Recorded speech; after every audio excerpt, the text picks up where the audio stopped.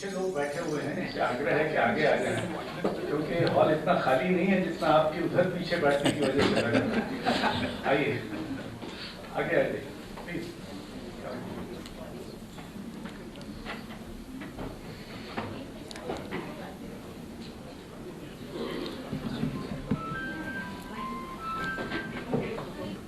मित्रों, रजा फाउंडेशन और India habitat centre के संयुक्त तत्वाधान में आयोजित इस तीसरे अज्ञेय स्मृति व्याख्यान में आपका स्वागत है। ये व्याख्यान हमारे बहुत पुराने मित्र और भारत के प्रसिद्ध मलयाली कवि श्री के सच्चिदानंदन देने जा रहे हैं और ताकि आप जानते हैं उनका विषय है पोइट्री, मॉडर्निज्म एंड रेजिस्टेंस। हम में से कुछ लोग भाग्यशाली हैं कि उन्होंने अज्ञेय को देखा था और अज्ञेय जी से उनके संबंध थे। मैंने उन्हें पहली बार जब देखा था तो मेरी उम्र 18 बरस की थी और हमने उन्हें सागर विश्वविद्यालय के छात्र संघ का उद्घाटन करने बुलाया था। तब उनकी उम्र 47 वर्ष की थी। उसके बाद फिर बहुत अरसा गुजरा वगैरह। अज्ञेय जी के बारे में तो बहुत सारी बातें आप में से कई लोग जानते ही हैं। उनके एक पक्ष के बारे में कि वो बहुत विनोद प्रिय व्यक्ति भी थे। उनकी कुछ ऐसी छवि बनी हुई है सार्वजनिक, बहुत ही गुरु गंभीर थे। कब बोलते थे क्योंकि बोलकर शब्दों का अपव्यय करना उनको ठीक नहीं लगता था, लेकिन इसका आशय ये लिया जाता था कि वो बड़े अहंकारी हैं। जो लोग उनको निकट से जानते थे, जो उनके एक तरह से मित्र मंडल में थे, वो सब बताते हैं कि कैसे वो विनोद प्रिय थे और खूब हंसते बोलते थे। तो मैंने उनकी कुछ ऐसी रचनाएं चुनी हैं आपको सुनाने के लिए, जो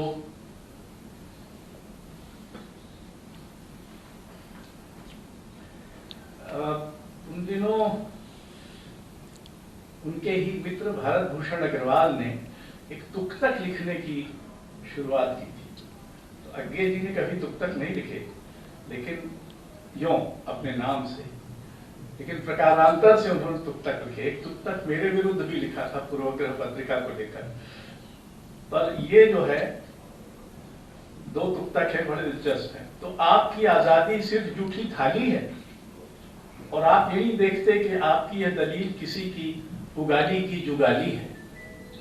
भाषा आपकी वो गरीब की जोरू है और आपकी कविता किसकी खास साली है।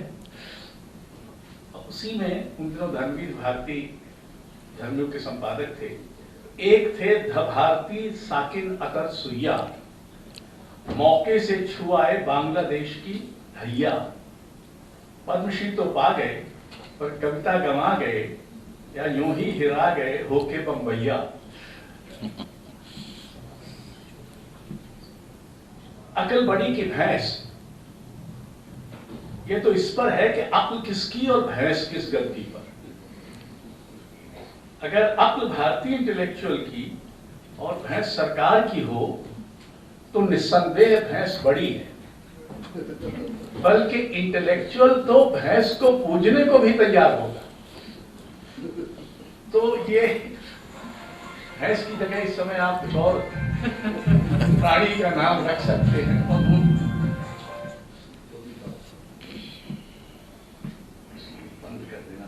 आपसे भी अनुरोध है कि आप कृपया अपने ये इस चल बोले यंत्र को बंद कर दें ताकि बीच में न चीखें उठे।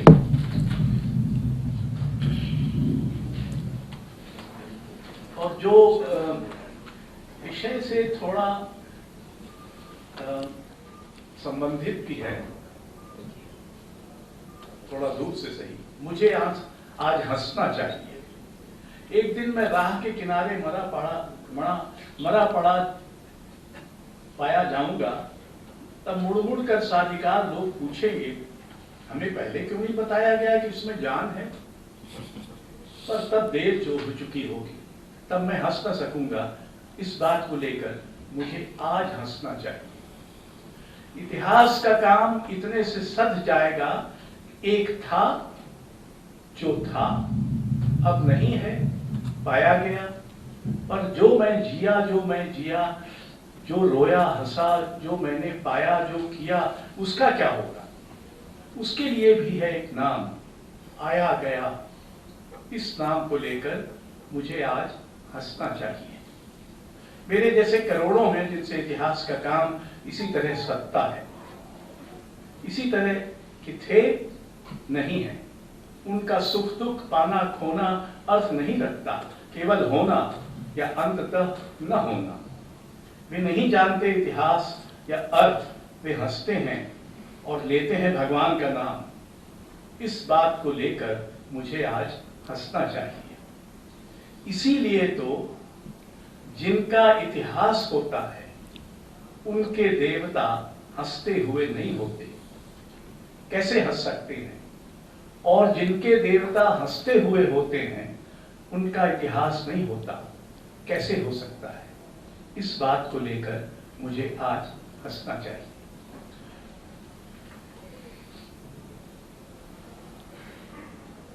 जो पुल बनाएंगे वे अनिवार्यतः पीछे रह जाएंगे। सेनाएं हो जाएंगी पार, मारे जाएंगे रावण, जयी होंगे राम। जो निर्माता रहे इतिहास में बंदर कहलाएंगे। रजा फाउंडेशन, जैसा कि आप जानते हैं, श्री सैयद हैदर रजा ने स्थापित किया और हमने 8 मूर्धन्यों की स्मृति में वार्षिक व्याख्यान माला स्थापित की, जिनमें से अज्ञेय एक हैं, केलुचरण महापात्र, दया कृष्ण, वासुदेव गायतोंडे, हबीब तनवीर, कुमार गंधर्व, मणि कौल और अब चार्ल्स कोरिया। ये तीसरा व्याख्यान है। पहले 2 व्याख्यान हो चुके हैं और ये तीसरा व्याख्यान के सच्चिदानंदन देने जा रहे हैं। के सच्चिदानंदन आप जानते हैं कि मलयालम के बड़े कवि हैं। मैं जब केरल जाता हूं तो उनकी लोकप्रियता से मुझे ईर्ष्या होती है, क्योंकि लगभग सभी लोग उनको जानते हैं और ऐसे बात करते हैं जैसे सच्चिदानंदन उनके परिवार के सदस्य हों या उनके बहुत गहरे दोस्त हों। या तो उन्होंने ऐसा भ्रम पाल रखा है और या फिर वो सचमुच ऐसे हैं। That's true. दूसरी बात यह है कि वो बरसों तक साहित्य अकादमी से संलग्न रहे हैं और तीसरी बात यह है कि वो इन दिनों Indian institute of advance study में फेलो है। सच्चिदानंदन और उनका व्याख्यान।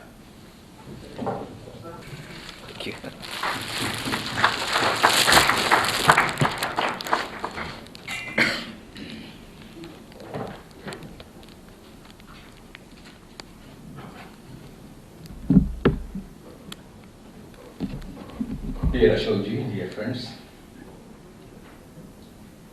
I got to know Agyeya personally only towards the end of his life, though I had read some of his poems and also his well-known classic novel, Shekhar Agyeya.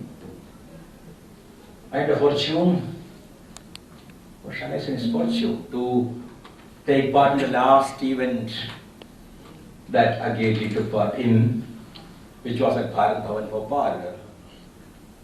Ashokji was at that time looking after the institution. And like all the contemporary poets of India, I too have been directly and obliquely impacted by the poetry of Agyeya, as also of a few of his contemporaries like Satchidanandan and Mukti.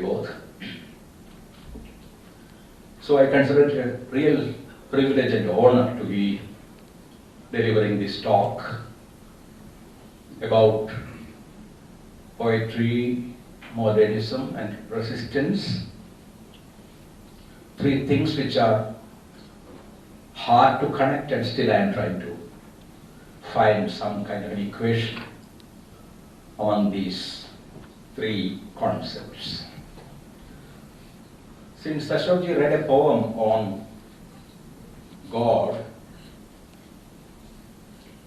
I would also like to begin with a poem on God. It's not mine. It's called A Prayer by Francisco Alarcón from the collection The Other Side of Night. You know, he was a Spanish poet who lived in the United States. Prayer. I want a God as my accomplice, who spends nights in houses of ill repute and gets up late on Saturdays. A God who whistles through the streets and trembles before the lips of his lover. A God who waits in line at the entrance of movie houses and likes to drink white coffee. A God knocked unconscious by the billy club of a policeman at a demonstration. A God who pisses out of fear before the flaring electrodes of torture. A God who hurts the last bone and bites the air in pain. A jobless God, a striking God, a hungry God, a fugitive God, an exiled God, an enraged God. A God who longs from jail for a change in the order of things. I want a more God-like God.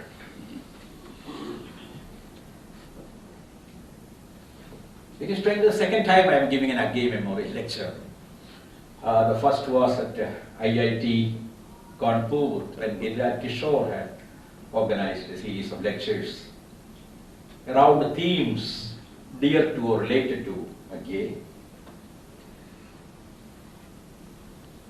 And poets like Agyeya have always felt keep coming back to us, especially in times of trauma like ours, in times of crisis, the crisis of freedom and the crisis of democracy.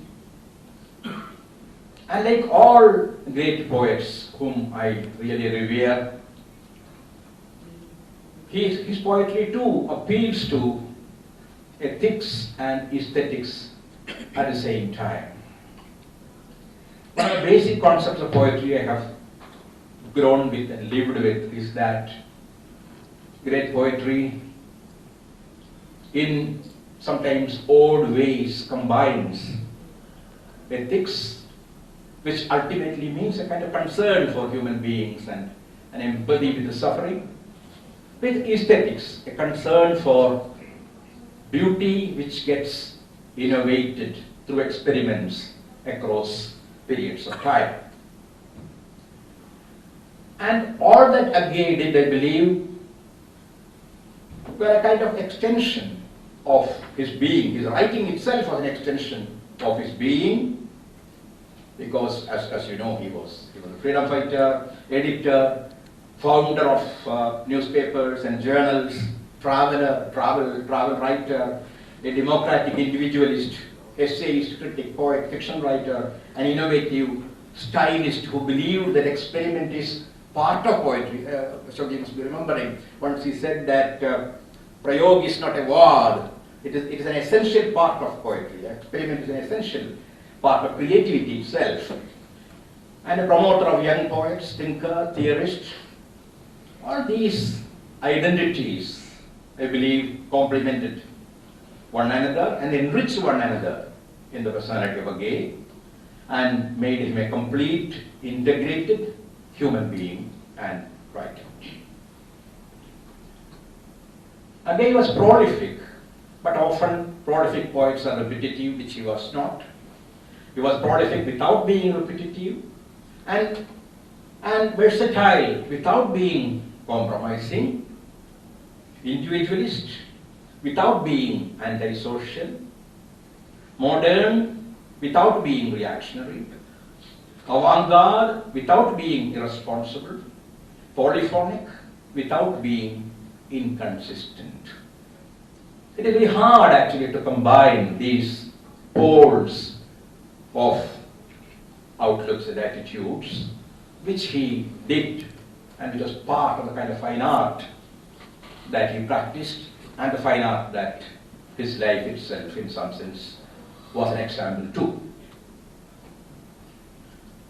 Critics might wish to speak of him as just another metaphysical poet, without realizing that metaphysical poetry in India itself has been a poetry more of resistance than of submission, right from the Buddhist and the Jain poets to Tirumoolar, the Tamil Shaiva poet, or Basavanna, or Akkamahadevi, or of course Kabir or Meera, or Tukaram or Chokkamela, or Laldet. Because in the Indian tradition there is very little opposition between spirituality and resistance. They have gone together. Kabir is the best example of a poet who was counter-hegemonic in the best sense of the term. I'm afraid if he had lived today, well, the Muslims would have killed him as an atheist, like they did the bloggers in Bangladesh, and the Hindus, at least a few of the Hindus, would have got him arrested for sedition because he believed in another kind of India, a world of an idealist India, where Ram was the only presence that he would really reveal. And great books of religion too have been tools of emancipation, as those who know history know very well. Bible was a major tool of liberation in the Afro-American world and also among the Latin American theologians of liberation. And Quran was a book of liberation for Islamic reformers and feminists like Fatima Bernisi, who died recently. And so was Bhagavad Gita to Gandhi, or Dhammapada to Ambedkar. One could very well say that freedom and resistance were born together as units. I would like to define resistance briefly before I talk about it in the context of poetry. One way of defining resistance is by distancing it from the familiar idea of revolution. Because what we have called a revolution, or what we call revolution, is a historical event, even if it has been under preparation for a long period of time. It happens at a specific time, in a specific location. It's a moment of a nihilistic explosion of resistance, as it happened in France or America or Russia or China or even Iran. But revolution can degenerate, as we have very well seen, into its very opposite. When it triumphs, it often becomes reduced to authoritarianism, to power-mongering. It turns totalitarian and anti-democratic. And it becomes the very opposite of what it fought against. Autocracy, the hegemony of kind of capitalism and theocracy and of bureaucracy. And all the post-revolutionary states in some sense re-established whatever they had fought against. All the revolutions in that sense failed to realize the great ideals for which they claimed to stand, or they really stood for. When Napoleon comes out of the French Revolution, and America becomes a kind of new empire and practices apartheid, and Russia creates its Stalin, China creates its own cultural revolution, and Iran comes up with Khomeini, and you have a government of proscriptions and censorships and gulags and Siberias and prisons and labor camps, and you have Mandelstam's and Solzhenitsyn's and Tsvetaevas and I Ching's and Ai Weiwei's. I mean, to take some examples of poets and artists who have been murdered or in some sense suffered in prison, suffered in exile. So revolutions which used violence have used greater violence to sustain them. And so today one can very well say that we are living in a post-utopian present, and in a post-utopian present where language itself is to a great extent fragmented. If revolution is this, what can resistance be? Resistance is not an event, but I would say a universal, timeless condition. It is a continuous, unceasing battle against every form of unfreedom, inequality and injustice, in every form and in every kind of society. Because it was after the Russian Revolution that Ukrainian peasants had their great insurrection. You remember Tiananmen Square or the WTO summit or Seattle, the resistance by Havel and other people in Eastern Europe, the Wall Street uprising, and what happened recently in Tunisia and Egypt and quite a few other countries, the resistance against the Narmada Dam or various kinds of nuclear projects at Kudankulam or Jekapo, or the resistance at Ladbet. Resistance, again, it is not necessary that it is always successful, and it is not necessarily meant to be successful. It is meant to be a kind of expression of people's will against something that they feel is horribly unjust, something that they do not really want and that is being imposed upon them. So all these are some of the instances of biopolitical resistance of multitudes moved by the idea of justice and united by love.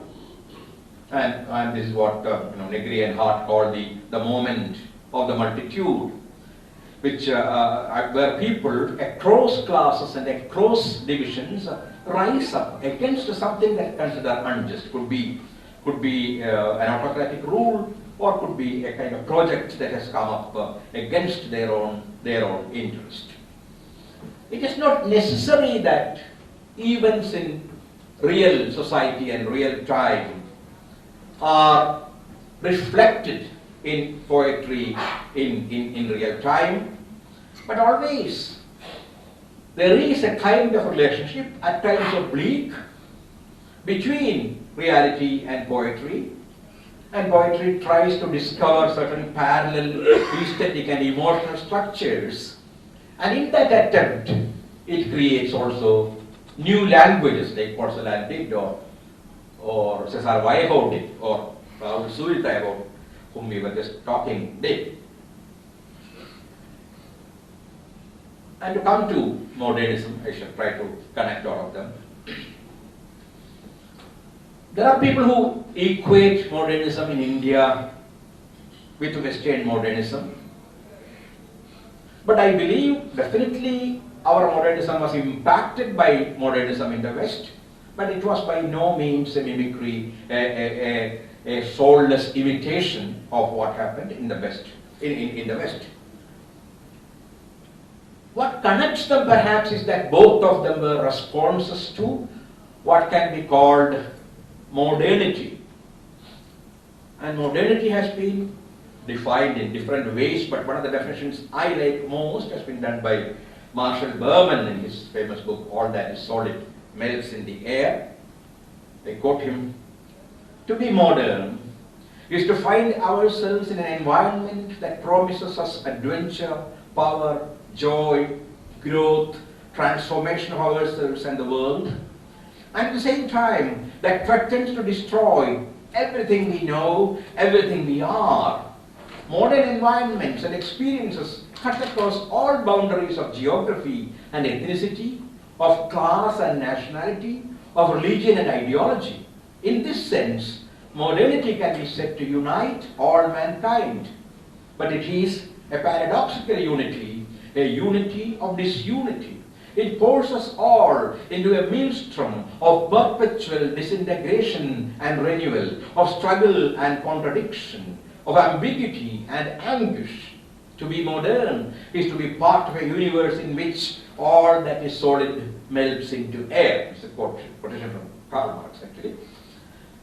So, like in our languages, everywhere modernism was preceded by a kind of pre-modern transitional period where you had premonitions of modernism coming up, like in Raza perhaps, in Hindi, or it happened with the Jangampuda Krishnapillai in Malayalam, or Agyeya Das in Bengali. Sometimes it happened through certain visions of evil, like you find in evil in Baudelaire, and sometimes it appeared in the form of some kind of a nostalgia about a world that is vanishing, as you find in Satchidanandan, for example. There is a kind of intense and painful homesickness about a world that seems to be crumbling, that seems to be just disappearing from under our feet. It is true that modernism also had its clash of perspectives, it had its profound conflicts, but then all of them ultimately in some way try to resist what they found was negative in modernity. So it was a reaction, it was a positive reaction against what was negative in what we are used to calling modernity. And that is precisely where modernism also finds its element of resistance.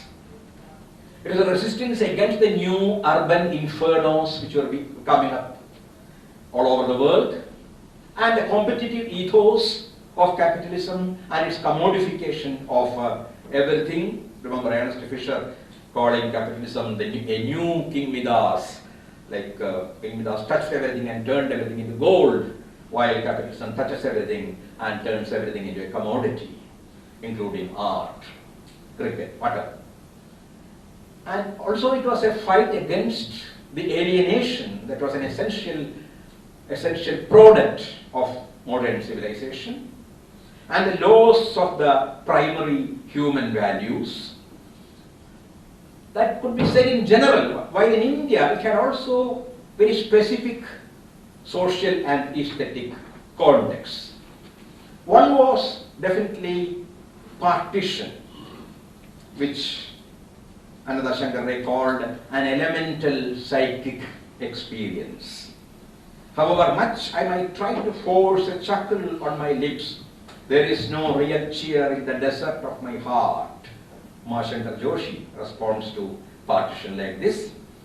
Life in death or death in life, Vishnudev calls that experience.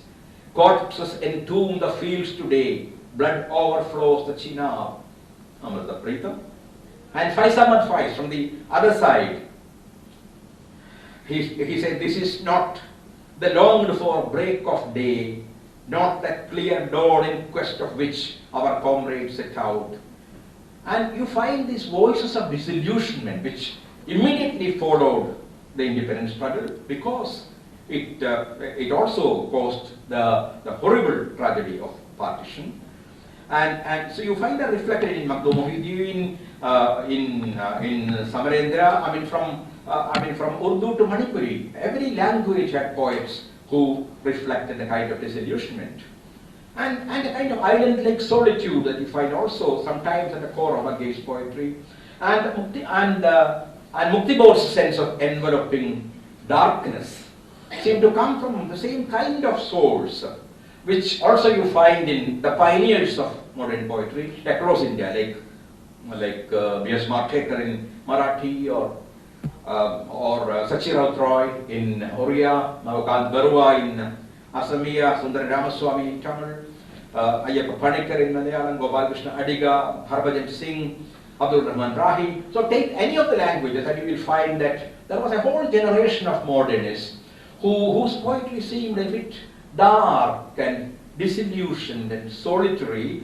and this darkness was not without its social environment, its social and general public sources. And again, there was a loss of Gandhian values in public life. There was continuing exploitation and discrimination. There was a depletion of rural life and huge demographic movements caused by unemployment, as also caused sometimes by riots.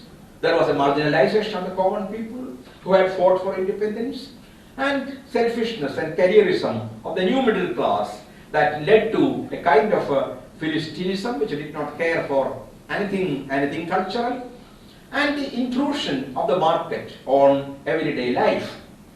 So one was forced to perceive the crooked face of the moon, as Mukti goes. So in the state, Mukti Bodh found a wooden Ravan, and Kedarnath Singh spoke of the Anag whose wings were lost in the golden shadows and the feet were trembling in the mist. So there was a catastrophic vision like that of W.B. Yeats's Second Coming, and the feeling that the best lack all conviction and the words are full of passion and intensity. And there was a large segment, and these they tried to express sometimes through poems of solitude, poems of escape, poems of intense anguish, of satire, of black humor, of irony, and discontinuity, and the use of a metaphoric mode which was different from the metonymic mode which was being used before the modernists mostly. And at the same time, there was also a large segment of Indian reality that high modernism perhaps could not accommodate in its aesthetic matrix.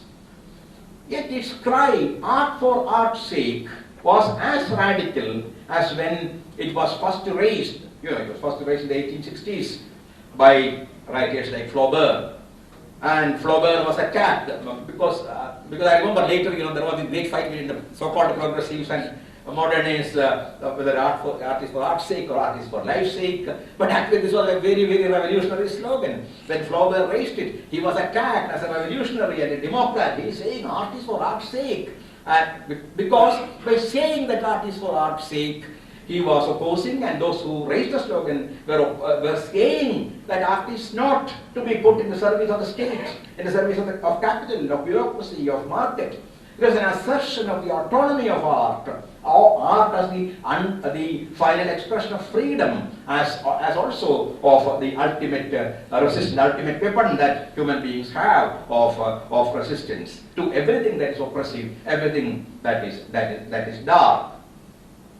I will not go into the history of that great argument which took place between both sides. There were Marxists, you remember, Walter Benjamin and Ernest Bloch, etc. Ernst Fischer on one side, and Georg Lukács on the other side. Lukács arguing against Kafka, looking at him as a decadent modernist, and upholding Thomas Mann as a great critical realist of the time. And Bloch and Benjamin arguing for Kafka and saying that the dehumanization you find in Kafka's fiction was it was a kind of premonition of the Nazi society that was slowly coming up in Germany and Italy and other parts of Europe, and even the fear. You remember Gregor Samsa's first fear when he metamorphoses is that he might be late in reaching the office. The fear of bureaucracy. So there was clearly a very profound social context to Kafka's fiction, whether Penal Colony or Metamorphosis or the great novels like The Trial and the Castle. And time has proved perhaps that Benjamin was more right than Lukács ever was. And this is true not only of Kafka, it's true of Samuel Beckett and Ionesco and Eliot and Auden, because they exposed the emerging capitalist society of the hollow men through powerful metaphors, new kinds of images. Look at a poem like Wasteland, look at Ionesco's Rhinoceros, or Beckett's Waiting for Godot, or again Kafka's Metamorphosis, or Auden's poem like Unknown Citizen. You will find that they were trying to denounce decadence and not exactly upholding decadence. They were speaking about decadence, and speaking about decadence is not exactly an expression of decadence itself, but it was misunderstood by some of the progressive, so-called progressive critics of the period as decadence. But I think now we are well past that kind of old controversy between art for art's sake and art for life's sake, etc., and also between the moderns and the progressives, because we have many modern poets who are also in a social sense progressive. So I believe that contradiction is no more valid. That argument is perhaps no more relevant today. But after the experiences of the failures, the fierce failures of revolution in USSR, in China, in Eastern Europe, and the kind of disillusionment, I think it has become a kind of common heritage of all writers, this sense of disillusionment, this sense of the fruitlessness of violence. That's what ultimately I would say, that the belief that violence cannot change the society ultimately.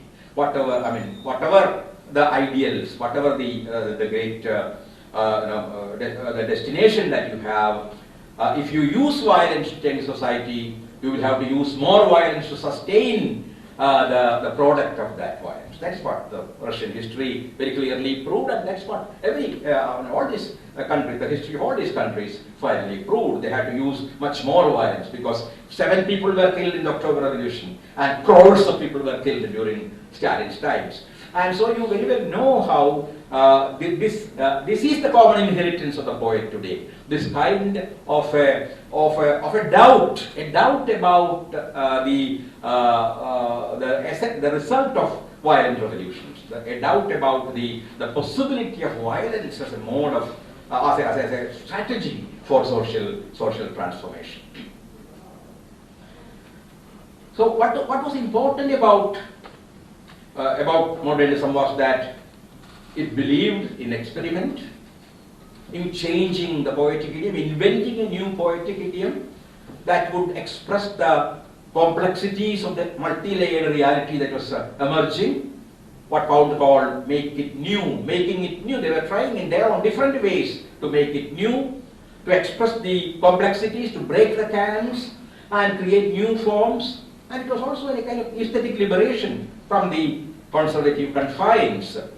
And this was a group of poets who believed that it was better to sacrifice the conservative concept of poetry for the realities of life than to sacrifice the realities of life to preserve the conservative concept of poetry.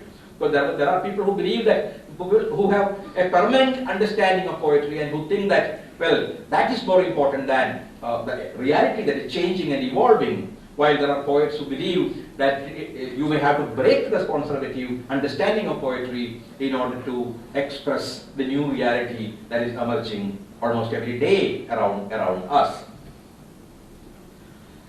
And it also, modernism also created, as you very well know, a new understanding of tradition. Of course, you find a classical essay of T.S. Eliot, Tradition and Individual Talent. But more than that, I would always remember A.K. Ramanujan's famous story of the axe. I'm sure many of you know this story, which I think contains, expresses even better the relationship between tradition and modernity. There was this man with an axe, a woodcutter, who came to his landlord and who claimed that this axe was all new. And the axe was very old, and it belonged to his grandfathers and grandfathers. But then he was asked, what about the handle? And he said, of course, the handle is made of wood and it has been changed 100 times. But what about the blade? Of course, the blade is iron, so naturally it has to be changed from time to time. It has been changed, but the axe is the same. So it contains a kind of great truth about continuity and about tradition. Because the poet writing today does not write anymore like Vyasa or Valmiki, and yet you cannot say that he is completely disconnected from them or from even the poets who were writing yesterday, because there is something that continues, something that the spirit of creativity, that the spirit of looking at the world afresh, the spirit of creating a new language in order to express the new perception of the world, these continue while the reality changes, the world changes, the world views change, but the attempt to create a new world of within language in order to express the new world, that continues, and that is what continues throughout the history of poetry, and that is where tradition in some way connects with modernity. And I would always say that tradition is nothing but a series of innovations.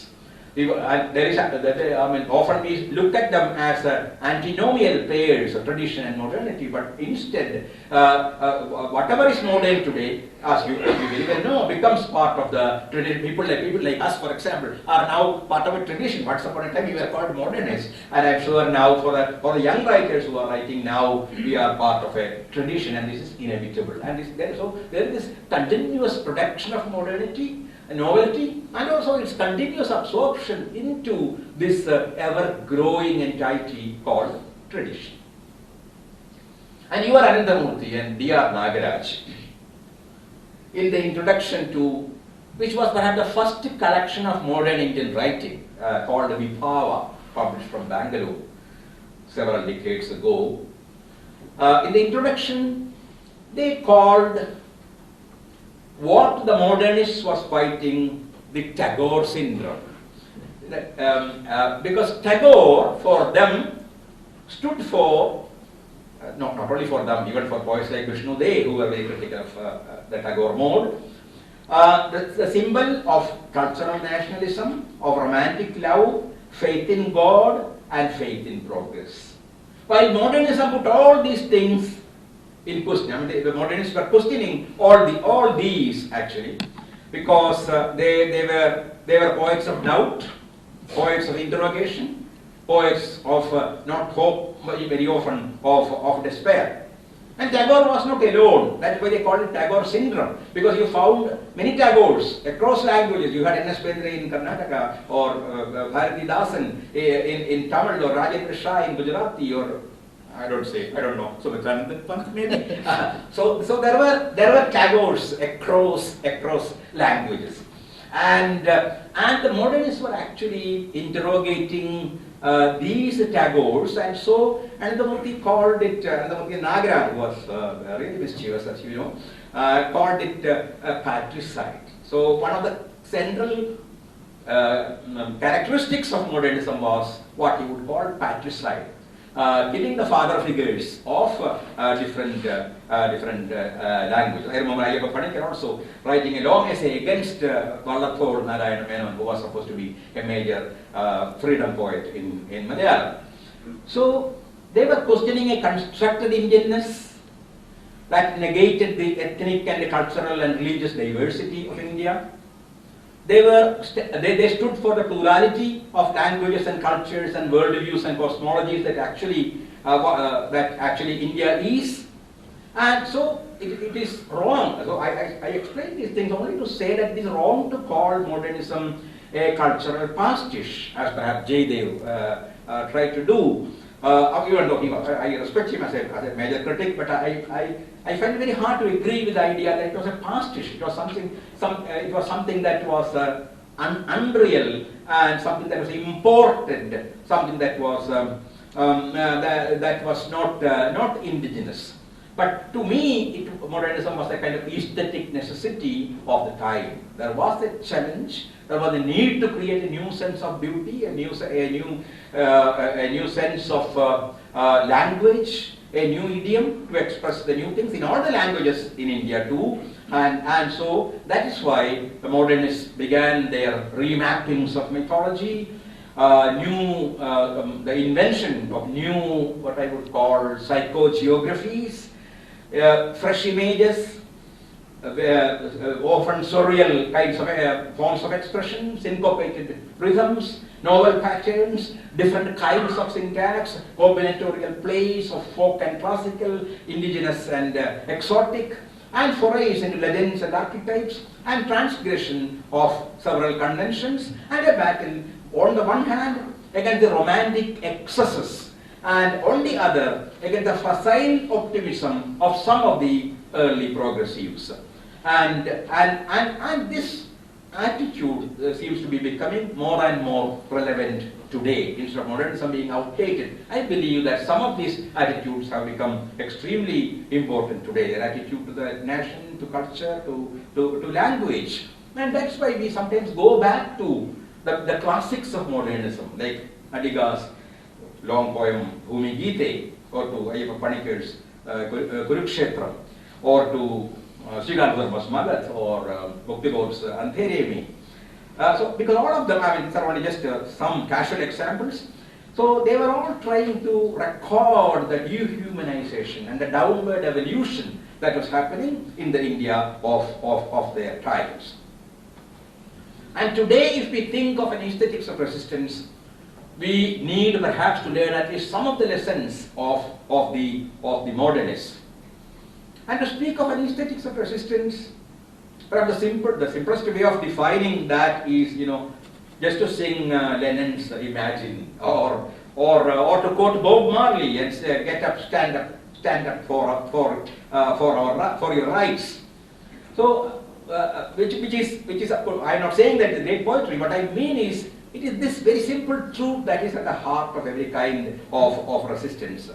And there has been a more self-conscious turn towards resistance since the 70s, after the heyday of early modernism. What Yuva Ananthamurthy has called the flowering of the backyard. So, and whenever I think of this flowering of the backyard, I go back again to a poem by Baudelaire, which I keep remembering and reminding others of. It was a posthumous poem published after Baudelaire passed away, called Laws of a Halo. It goes like this. It is like a short narrative.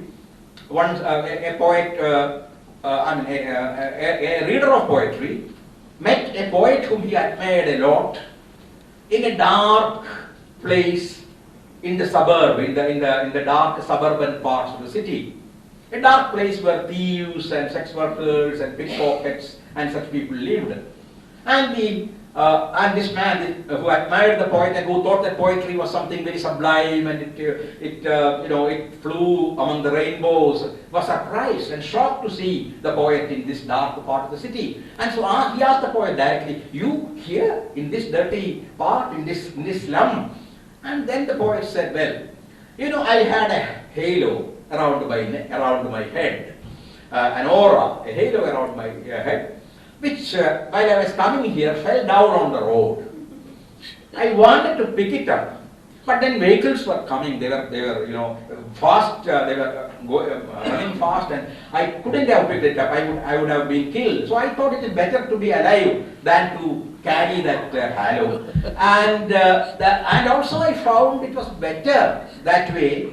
Because earlier, because of this halo, everyone recognized me as a poet. Wherever I went, I was recognized as a poet. People would stand up and, people would treat me like a prince. But now, this is the first time I could come to this part of the city. I have never seen this city. I have never seen the kind of suffering, the dirt, the kind of life in the slum, the tears in the slum, the blood in the slum. And so because I lost this halo, I could become a man among human beings or a woman among human beings and come here and see this reality which I had never had the fortune or the misfortune to see before.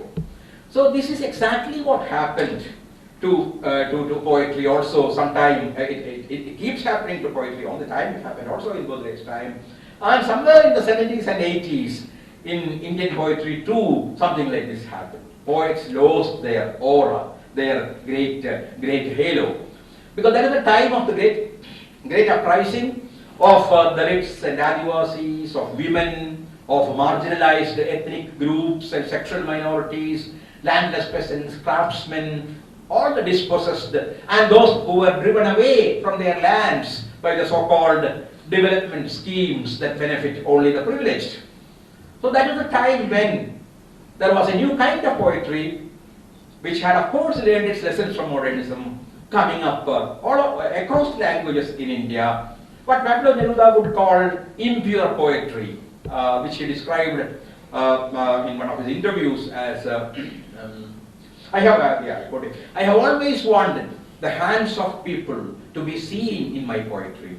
I have always preferred a poetry where the fingerprints show, a poetry of loam where the water can sing, a poetry of bread where everyone may eat. So he was speaking of a poetry that carries the eternal stamp of humanity outside and inside every object. A poetry that is worn by constant use. A poetry that was full of smoke and sweat, declarations of love and hatred, stupidities and shocks and doubts and denials and affirmations and piss and lilies, impure like a rag, like a human body. So he, and the same kind of poetry about which another Polish poet, Rosewicz, a poet whom I like a lot, said, a poetry for the horror-stricken, for those abandoned to butchery, for survivors, created out of a remnant of words, salvaged words, out of uninteresting words from the great rubbish dump. Of course, this is a kind of response to Adorno's famous statement that poetry is impossible after Auschwitz, and these poets are thinking what kind of poetry is possible after Auschwitz. And yes, a new kind of poetry is possible, a poetry which would appear like a pistol shot, to use a violent image that Czesław Miłosz uses, in a room where people unanimously maintain a conspiracy of silence, one word of truth sounds like a pistol shot. You who have wronged a simple man bursting into laughter at his suffering, do not feel safe, the poet remembers. You may kill him, a new one will be born. Deeds and talks will be recorded. This is Miłosz. So here is the dream about a poetry that will make the invisible visible, try to express what was considered inexpressible, which will go beyond the color spectrum of the existing kind of politics and make audible what we had never heard, and question which will not reproduce the established values and given truths, and which will contest the established truth and try to find and create its own truth. So it is a poetry of witness that will look face to face at the noonday and tear off the mask. Again, that's Octavio Paz, which will try to disentangle the effects of power from representations. And so there has been in Indian poetry since the 70s what I would call a shifting of the dominant. Well, I won't go to explain, it's a romantic term. The dominant means one of the elements that dominates a structure at a particular time. So if you look at the history of modern poetry in India, you will find there has been a gradual shifting of the dominant, of identity. If individual identity was very important during the high modernist kind of period, various kinds of collective identities become important in the later period. And it had its own background, as I have already mentioned. There was these various kinds of uprisings. The Dalit panthers were coming up, producing a great poet like Namdev Dasal.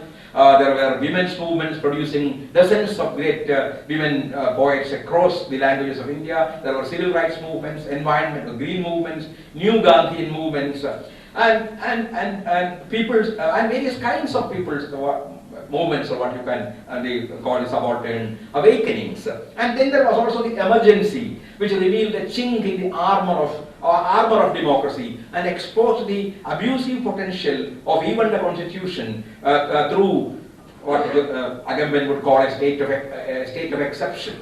Exception becoming the rule, at least for some time.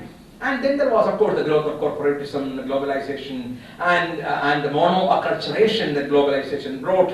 The homogenization of cultures, the epistemic violence, the linguistic violence, the digitization of reality, which would make all that which cannot be digitized unimportant. Whatever cannot be counted, whatever cannot be measured, whatever cannot be weighed, well, that has absolutely no existence in the world of digitized reality. And it also brings with it a destruction of traditional worldviews and myths and cosmologies and extensions of colonial paradigms and a kind of Western universalization and hierarchization. And that's why Baudrillard called globalization the greatest violence of our time.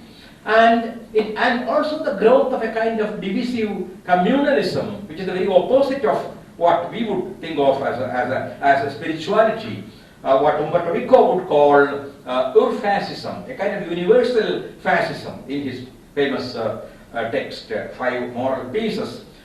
So he has characterized fascism like this, all kinds of fascisms: uncritical worship of tradition, a world seen as something revealed and not as a subject of exploration, a rejection of everything that is new, an invocation of a non-existing golden age in the past, suspicion of culture and of intellectuals, fear of diversity and of difference, exclusive and not inclusive definition of the nation, leading to jingoism and xenophobia, creating an other or others as a sole reason for nation's failures, seeing conspiracy in every protest, treating the opposition as enemy, racial egoism, linguistic chauvinism, authoritarianism, seeing compromise as weakness, the worship of masculinity, and a contempt for people who are supposed to be weak, including women, and worship of death, and what Dr. Nancy called the hatred of democracy, seeing people as a kind of a monolith, and believing that we represent people. We means a small group of people who think that they are the people, and they always speak in the name of people, while they do not in any sense represent the people. And a kind of newspeak, that is George Orwell's term, that is seeing everything as black and white, not understanding the complexity of reality, having no grey regions. Either you are a friend or you are an enemy. That kind of attitude. And along with that, there was also, I need not give examples at a time like this. You just look at these characteristics and look at what is happening in our country, and you will know where exactly we are heading. And also the growth of culture industry that trivializes and commodifies all art.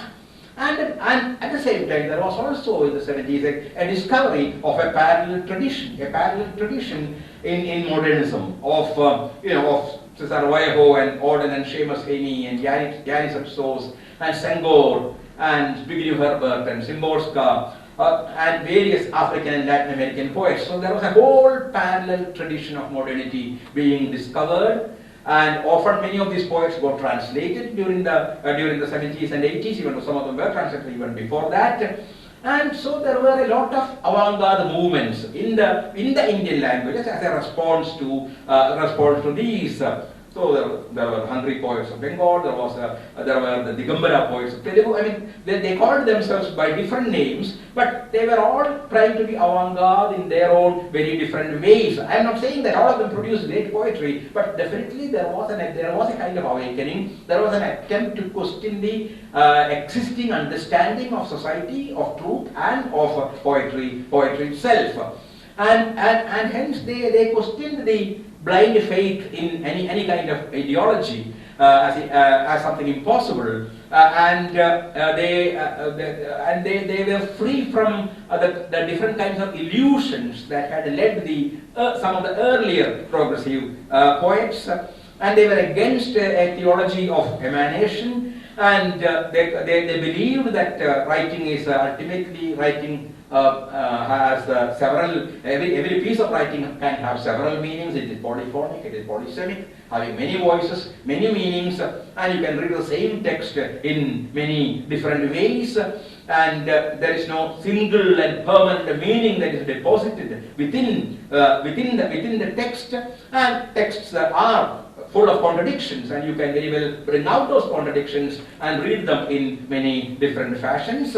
And so at the same time, language is social and writing cannot but be social. Whatever you try, however anti-social or unsocial you want writing to be, language being social, it is impossible for writing not to be social. At the same time, that's the dilemma of the modern poet. I had a whole poem called Stammer about this situation where you are asked to be committed in some way, because language itself is social and you cannot ignore the reality around you. At the same time, you have lost that kind of blind faith in ideology. You wish you lived in the times of Faiz or Sardar Jafri and all those people who would simply believe in an ideology and who thought that the world was going forward. But it is becoming more and more impossible today to have that kind of a faith. At the same time, in some way, you cannot but respond to what is going on in the world around you. So you have to ground yourself in a system of values that you yourself generate, aesthetic as well as ethical. And you also realize that this new reality needs a new language, because language is a way of looking at the world itself. And the language of the old progressive poetry may not be adequate to express the realities of today. And that is what, for example, the Dalit poets try to do, from Namdev Thasal in Marathi to S. Joseph in Malayalam, creating a new lexicon, questioning the old poetics, because the old poetics does not allow the use of the Gramya, that is the rustic, Chuta Samskara, the so-called the uncouth, Ashlila or obscene in poetry. But you find that Dalit poetry is full of what can be called the rustic and sometimes even obscene and uncouth or uncivilized according to the old understanding of civilization, and also questioning even basic concepts like Aujitya and Twani and Rasa, because you have multiple rasas in new poetry and not often a single dominating rasa.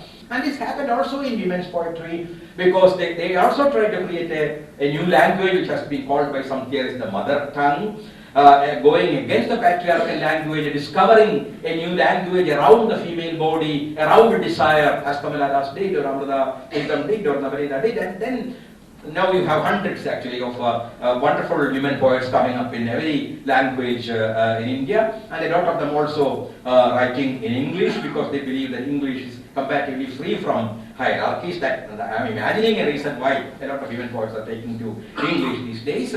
So there is a continuous decanonization and recanonization, and there is a kind of deconstructive reading of old texts, the retrieval of a lot of buried writing which was not known to us before. And then there is tribal poetry, which celebrates the positive tribal values, celebrates the bond between nature and human beings, and also brings in its own vocabulary, its own new expressions, as it happens with Ramdayal Unda or Nirmala Pudul or Anil Bodo.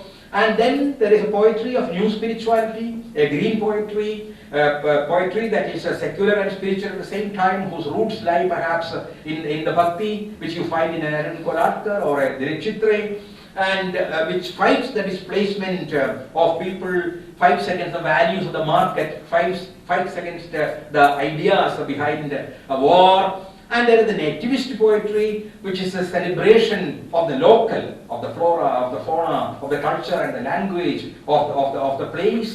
Like Nemade was a great champion of nativist writing, and we have a poet like Artur Redivarma. I remember one of his poems. I'm not going into the details again.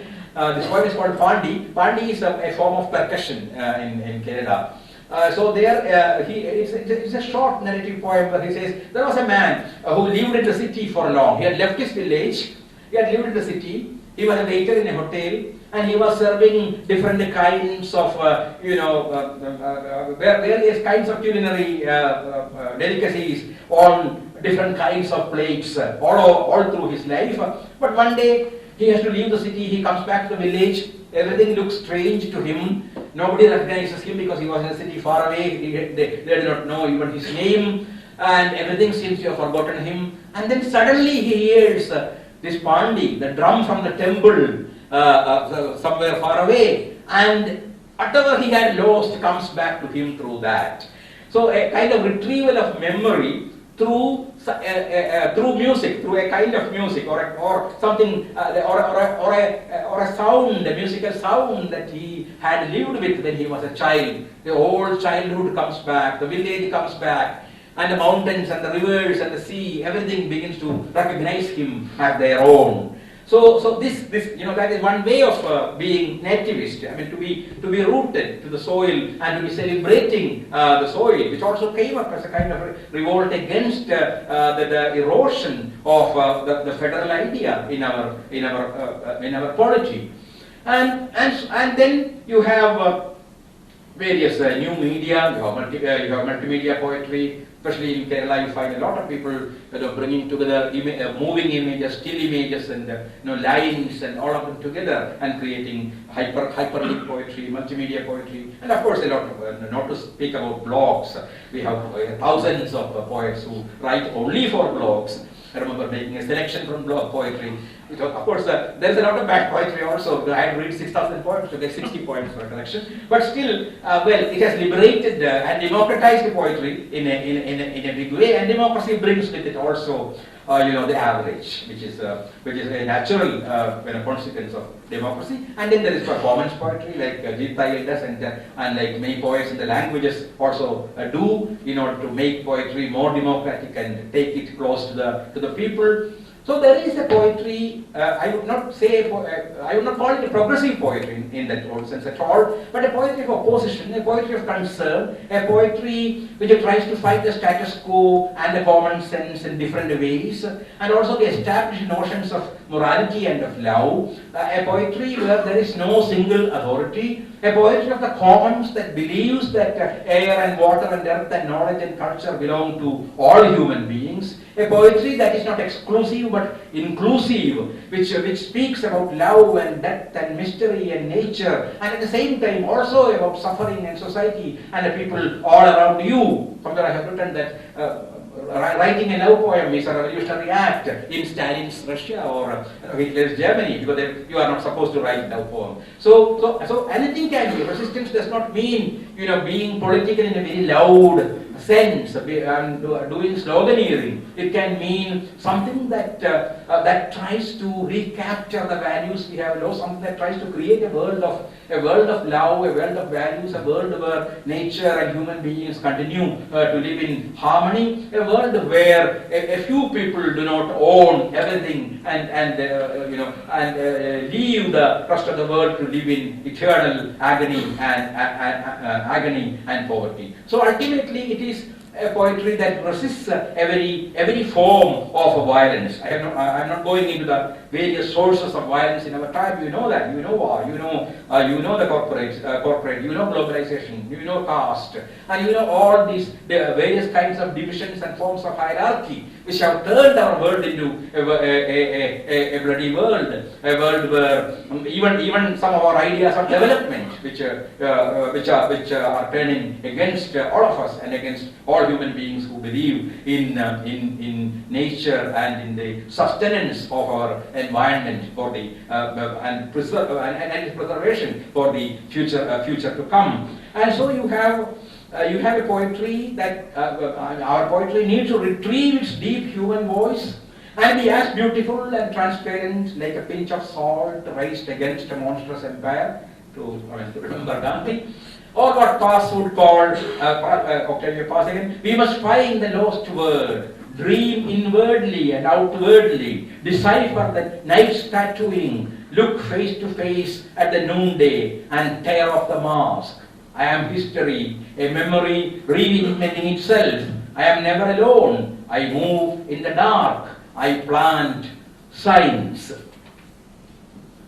I'm closing now. I think my time is almost done. I would just like to make a reference to an interesting essay I happened to come across by Slavoj Žižek in the Poetry magazine in March 2014. It's called The Poetic Torture House of Language. It was interesting because it is a little different, like Žižek thought always is provocative. Especially in our context, I think it has a particular kind of relevance because he speaks of the aggressive nationalistic feeling, which in the Western context, he's speaking about the Western context, the aggressive nationalistic feeling promoted by poets like Radovan Karadzic. He takes an example of a Yugoslavian poet, how they contributed to the genocide in Yugoslavia. this kind of dipping up of an excessive and narrow nationalistic feeling which was one of the major feelings that led to the genocide in Yugoslavia. And if poetry, he says, Hegel in the Phenomenology of Spirit speaks of poetry as beautifully as a silent, ceaseless weaving of the spirit. The silent, ceaseless weaving of the spirits. And Zizek adds, but then poets can also create a consciousness of hatred. They can weave also a spirit of hatred. We notice this only when explosions of violence actually happen. And he even goes to the extent of saying that Plato is right in banishing at least some poets from his republic. Not all poets, let's not say all poets to be banished. There are some poets who ought to be banished, either for writing bad poetry or maybe for writing poetry which is really nationalistic and aggressive. Not for bad poetry, let them leave, but writing poetry which is narrowly nationalistic. And so he gives many examples, including some poets whom we have respect, like Peter Handke. Peter Handke from Austria, or Hassan Enfries from Rwanda, who wrote a kind of very racist kind of poetry. And if language is a medium of peace and dialogue, what Benjamin saw language as a medium of peace and dialogue, and that is the presupposition about language generally. But it's the same language that also gives man his violent energy. So that suppose Zizek asks this question, suppose the same language, which is supposed to be non-violent, it's supposed to bring peace, supposed to bring harmony, also gives man an energy, a kind of violent energy like that of the beast. Freud had seen man as a subject imprisoned and tortured within language. And if that is so, if language is the house of being, that again is Heidegger, if the language is the house of being, as Heidegger says, if the man inhabiting that language is cruel, that house will become a torture house. And dehumanization of language that you found in Hitler's Germany or Stalin's Russia or in Anwar Hoxha's Albania or Franco's Spain or Pol Pot's Cambodia or in any of the tyrannical, Latin American countries where tyrants ruled, the meaning of language is changed there. Missing meant murdered, and resigned meant, even in India sometimes, resigned meant he was fired from the job. And so transitive verbs became intransitive because you had to hide the subject. You had to hide the people who were actually responsible for doing all this, for killing people, for firing people from their jobs and all that. So and you remember how a lot of German writers had to leave Germany at that time. They said we want to safeguard our language because if we continue to live in this language of Hitler and Himmler and Goebbels, untruth will get into the marrow of our language and we will no more be able to speak language at all. To use language or poetry at all.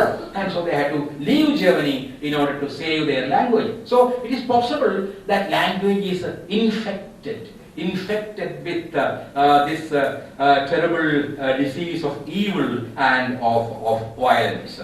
And then so when untruth and false image making and jingoism and aggressive nationalism, as it is happening in India today, infect language, we may need to reread even our nationalist poets and also our thinkers and leaders who were supposed to have been great patriots like Tilak or Deen Dayal Upadhyaya and all that. I think we need to reread their texts. Because I remember in our school all these were introduced as great, freedom fighters and all that, and I am sure now we need to reread some of the texts by these people, which lies behind a lot of aggressive nationalism that is coming up in our time. So when language is inhabited by beasts, we may have to torment the language in order to make it tell the truth. That is how is like ultimate. And what does he mean by tormenting the language? This is actually said by Elfried Jelinek, the fiction writer.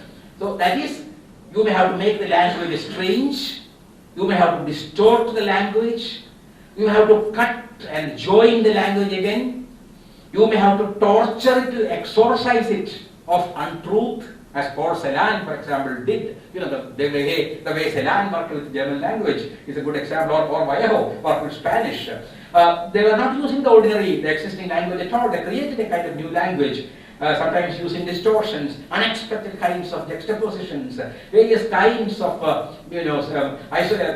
cutting them and joining them together in different ways. And so, what is called the alchemy of the word, what Rambo calls the alchemy of the word, or what Mallarmé calls the poetic riddle, is the entry of the nameless into truth. It is the illogical presence that addresses the infinity of language. So ultimately, what you call poetry, what you call the alchemy, the magic of language, it is the entry of the nameless into truth. It is an illogical presence. It is impossible to explain by ordinary, common rationality, but it is something that addresses the infinity of language. That happens in democracy too.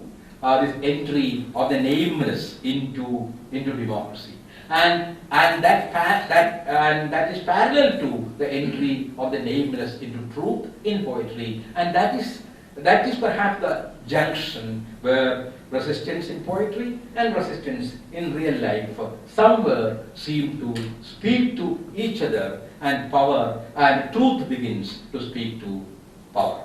I think that's all. Thank you.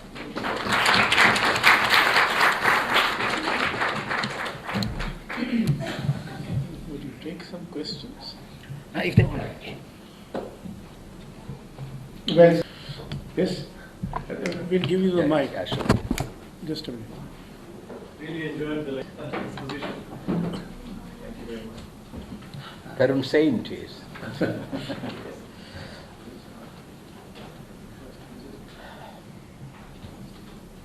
There's so many questions, but of course I will try to sort of make it brief and concise and sharply pointed. With respect to the definition of Indian modernity, which I remember once G.P. Deshpande bringing up, the incompleteness of modernity's arrival in the Indian context, and the implications for that with respect to modernism. Would one speak of a kind of incompleteness with respect to the advent of modernism in India? I mean, sometimes when one thinks of modernism, one is reminded of the idea of a secular transcendence being sought for, that sort of art acquires a kind of secularity in the process of this sort of, and it's a very rigorous, a very difficult process, this sort of striving for a kind of, as it were, fusing of artistic transcendence and secularity, and that itself becomes a great challenge. But perhaps the burden of history has been sort of partly responsible for that. You will refer to, of course, the experience of colonialism, colonial modernities that went, of course, in India, and then, of course, events like the partition, which, of course, created their own sense of trauma. So those inflections, were they responsible for this kind of choking off of the possibility of that kind of full-blown, if you will, advent of a critical kind of spirit which we associate with which we associate the best of the modernist spirits, the sort of strand of modernism represented by figures like Brecht, say, in the Western context, of course, who had to flee Germany. And the last point was just with respect to the present moment. The connections you drew were absolutely brilliant, impossible to map them all while referring to the argument you were making. But the film Court came to mind, and that evocation of the perils for creativity, and especially dissenting voices. And he seems to have, the director of the film seems to have uncannily anticipated the moment we're in today, this kind of choking off of the creative voice through the selective application or even very purposeful application of law. So a distorted version of law, choking off the possibility of authentic creativity and dissent. So that is the final question. Has that sort of led to a kind of emergence of what Akhil and then because the language of the night sort of settling in the Indian context? Thank you. Yeah, I think that I had obliquely referred to the first question. I had obliquely answered the first question that you raised. saying about when I spoke about the limitations of the modernist matrix that did not allow a lot of people to speak through that. And this is precisely the limitation that made possible the emergence of the new poetry in the 70s and 80s. The kind of silences that modernism, what you call high modernism left, it is precisely within these silences that these new poetic cultures grew of what I call death poetry or women's poetry and other kinds of movements. So there were zones of silence. There was a matrix that made certain kinds of speech impossible or difficult, and it is precisely those zones which are being now filled with the poetic voices which come from the subaltern elements within the society. What is the second one? Colonial modernity and incompleteness. Yeah. Well, I think this addresses that also. Because first of all, like modernity itself, modernism in literature also to me is a kind of continuing project. It's not. It is not a complete project. It's a kind of continuing project. I consider Nation also to be a continuing project.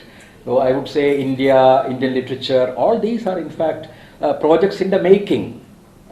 I'm afraid sometimes it becomes a project in unmaking, but it is really a project in the making, and hence all these new movements, you can look at them either as contradictory to early modernism or as complementing that, and raising new voices in those areas of silence. But you had a second question. Yes. I'm Ramanujam from Indira Gandhi National Open University. It was a vast canvas, so it's difficult even to remember all those poets and writers you referred to who represent modernism. I was just wondering whether modernism can be treated as one entity. You had Italian futurism, surrealism over France, Russian futurism, expressionism in Germany and all. In many ways, they anticipated what they were going to do.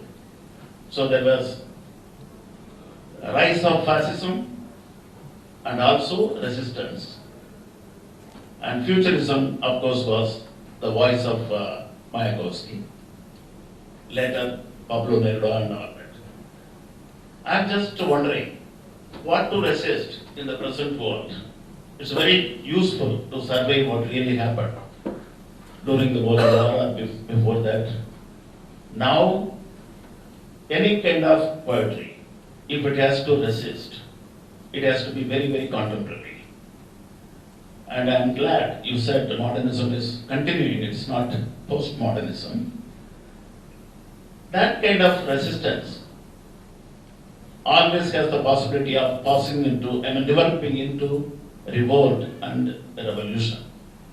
Now the contemporary world, what it can learn, or the contemporary poets, what they can get from the various modernists of yesteryears who have become now classicists. Contest the fact that modernism has to be used in the plural, modernisms, not only in the European context but also in the Indian context, because they, Marthekar was not exactly a contemporary of many of the modernists of several other languages like Assamia, for example. It happened at different times within Indian poetry, and this is also true of the various kinds of modernisms. That what I said was, what united them was that they were all reacting to a modern environment, or what has been called the modern experience, that was coming up across the world. But they reacted in very, very, very different ways. Sometimes going back to dreams, being surreal. So one can name 100 movements within modernism, but we called them all modernist only because they were all different ways of responding to the new civilization that was coming up, with all its all that was inhuman in that, and that is what seems to be. Seems to make us, to enable us at least to speak in singular at times about something called modernism. अग्यय जी का उनकी स्मृति में ये सारा व्याख्यान था, और आज का जो टाइम है रेजिस्टेंस मुझको इसलिए ज़्यादा हॉन्ट करता है कि अभी जो हालात हैं और उस हालात में लेखकों ने अभी अवार्ड वगैरह अपना वापस करके थोड़ा बहुत रेजिस्टेंस शो भी किया। और इमरजेंसी को भी हमने देखा उस वक्त लोगों ने नहीं किया था। आमतौर पे ऐसे बहुत कम एग्जाम्पल्स मिलेंगे। अगेय ने जरूर कविताएं भी लिखी, उनकी बौद्धिक बुलाए गए, उनकी मशहूर कविता है उनके घर पे, बल्कि मुझको विश्वनाथ त्रिपाठी जी ने कहा था, वो सेक्रेटरी थे प्रोग्रेसिव राइटर्स एसोसिएशन के, तो उन्होंने कहा कि हम लोग गए क्योंकि इंदिरा गांधी चाहती थी कि जो इंटेलेक्चुअल्स हैं उनको उनके घर पे बुलाया जाए, और उनके घर पे सफदरजंग लोग गए भी थे, अभी भी लोग हैं जो वहाँ उस वक्त गए, लेकिन अगेय ने जाने से इनकार किया था, बल्कि उन्होंने कविताएं भी लिखी। हमारे यहाँ जब जब ऐसा मौका पड़ता है तो लोग ज्यादा एक्टिव नजर नहीं आते हैं। और थोड़ा इस बार अवार्ड वापसी का हुआ, लेकिन अवार्ड वापसी वाली तो एक मुहिम चली, लेकिन जो हालात हैं वो तो अभी और खराब होते चले जाते हैं। इमरजेंसी थी वो तो डिक्लेयर्ड थी, अभी कुछ डिक्लेयर नहीं है, लेकिन राइटर्स को एक के बाद एक जैसे गोली मारी गई, और अभी जिस तरीके से बोलने वालों को जिस तरीके से डराया जा रहा है, उस वक्त राइटर्स को और ज्यादा वोकल होने की जरूरत है। अब राइटर अपनी राइटिंग में वोकल हो ये जरूरी नहीं है, क्योंकि आप रचना जो है किसी ऐसे दबाव में नहीं लिख सकते हैं, लेकिन राइटिंग के अलावा सोशली भी राइटर्स जो हैं, सोसाइटी उनसे क्या एक्सपेक्ट कर सकती है कि वो उनको लिटरेचर में तो रास्ता दिखाते हैं, पर वो लिटरेचर के बाहर भी कोई ऐसा स्टैंड लें। जैसे एक बार तो स्टैंड लिया, लेकिन क्या एक बार एक छोटा सा स्टैंड लेना काफी है? क्या वो स्टैंड जो है उनका कंटिन्यू नहीं रहना चाहिए अगर इस तरह के जो सिचुएशंस या हालात हैं वो प्रिवेल करते हैं? मुझे लगता है हम तो जो भी हम कर सकते हैं हम कर रहे हैं, छोटी चीजें। मुझे नहीं लगता कि लेखक they can change the world. I don't really believe that even if poets want, they can completely change the world. They can only, in some sense, reflect the world, what is happening around, and then of course there are at least here are a few people who have taken stands not only by returning awards but sometimes writing, sometimes organizing things, I mean. We have a magazine called Guptabu, we have something called Indian Writers Forum. So हम लोग कोशिश तो कर रहे हैं whatever we can do. मालूम है कि बहुत ज़्यादा काम होना चाहिए यहाँ, लेकिन इसका मतलब ये नहीं है कि हम चाहते हैं कि सारे लेखक इकट्ठे हो जाए और एक ही नारा सबको एकत्र कर जाए, ऐसा नहीं है। लेकिन मुझे लगता है कुछ लेखक कम से कम जो कर सकते हैं वो कर रहे हैं। उम्मीद है कि और लेखक आगे आएंगे और रिस्पॉन्ड करेंगे, क्योंकि मैं खुद उससे ज़्यादा मुझे नहीं लगता कुछ नहीं कर पाऊंगा। The last one. Thank you. You said everything and brilliantly, but I have just one thing from here, it's poetry, modernism and resistance. I take poetry away. So modernism and resistance. Modernism, as I understood from your speech, is not the gatekeeper of poetry, but fascism is. This is number one. Number two, religion. As I understood from your speech, which was a divine spark for great poets of India and also elsewhere in Europe.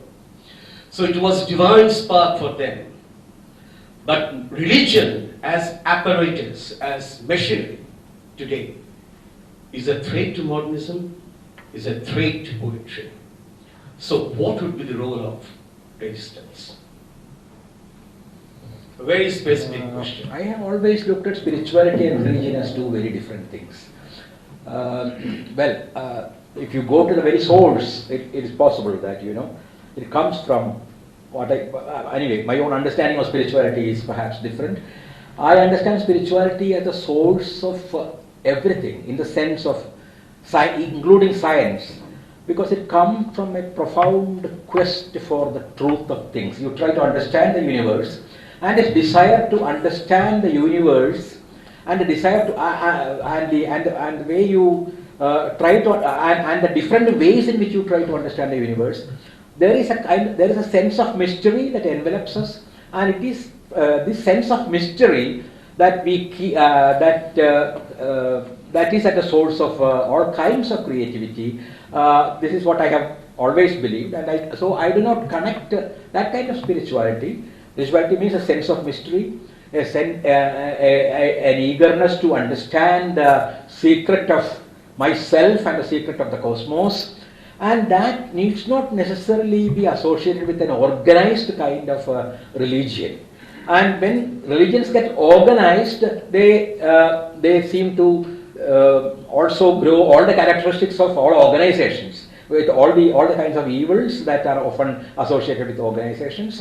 And so one has to isolate what I would call the spiritual from the religious in the very narrow dogmatic sense of the word. And I believe that even the Bhakti poets were more spiritual than religious in the sense in which religious is being used today. I mean, many of them renounced the idols and temples, and they had another idea of spirituality altogether, which stood against every kind of hierarchy, which fought against caste, fought against every form of inequality. So that was a very different understanding of spirituality, and that I believe is the real spiritual tradition of India, and not a very sectarian, dogmatic, very narrowly defined idea of religion, as is being championed by some of the people who speak in the name of religion today. Among different religions, in fact. So I would say you can be spiritual without being religious in that any narrow sense of the term.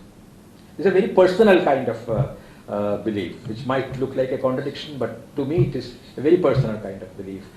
I have always defended this kind of a spirituality, which is ultimately secular, which does not require an organized religion, which does not require a temple or a church or a synagogue or a mosque, and which can thrive if you have, if you want to.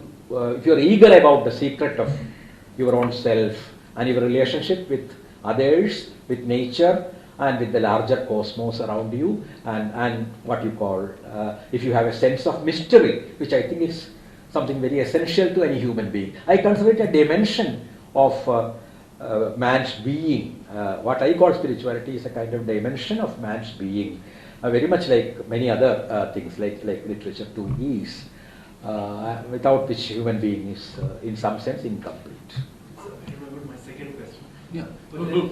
I said this was the last one. But anyway, It's the same. I thought I had another question. I thought He remembered the second question. But it took reference to what was just said. The artist's role Oh, and you said poetic, the role of poetic witness is so crucial then, in terms of forging perhaps an idiom which would allow for a negotiation between realms, and also the articulation of the unspeakable at times, including the dimension of trauma. So that was the question about secular transcendence. I think that was the second part of the question. The task of the writer, I mean, we have people of the stature of Brecht, I mean we do, but I mean, is it not their role not just to take a stand politically, but also to be able to create that kind of artistic language which would allow for perhaps that collective realization of the difficulty of the negotiation between realms? I don't take it as a question. I take it as a statement that we need to. I think poets cannot do without developing, languages and idioms of their own, and that is where experiment comes in. It is not a conscious experiment in that sense, but it is, if you are trying to express something new, which a poet is always trying to do, it is quite natural that he or she ends up inventing a new idiom. And I would not even speak of one poet's idiom, but I would speak of the idiom of a poem. Sometimes, because the same poet may use different kinds of idiom in different kinds of poetry, because every time the poet is trying to articulate a new experience. He may be a highly experienced poet who has been writing for 50 years, but the experience before him is something new, and that requires a fresh language and a fresh mode of articulating experience and so forth. And so that's why every genuine poet considers himself a beginner, or himself or herself a beginner before a new poem. You don't know where it is going to lead you, and how exactly you are going to articulate that experience.